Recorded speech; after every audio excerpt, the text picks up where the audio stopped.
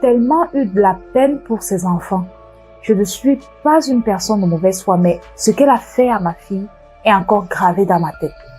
J'ai demandé conseil par-ci et là, et la plupart des personnes vers qui je me suis tournée m'ont demandé de vérifier si c'était bel et bien son mari et ses enfants, et si tel était le cas, de la libérer au bout de quelques semaines, histoire de lui donner une petite leçon.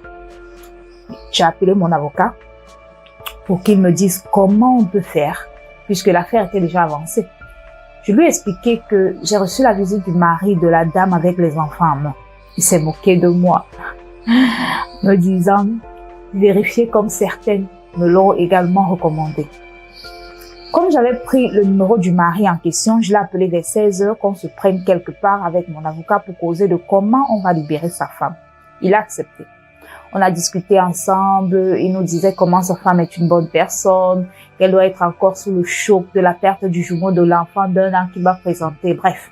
Après avoir pris un pot avec lui, il est parti et nous l'avons suivi avec un de nos amis policiers. On arrive, on voit, il entre dans une petite chambre dans une cité.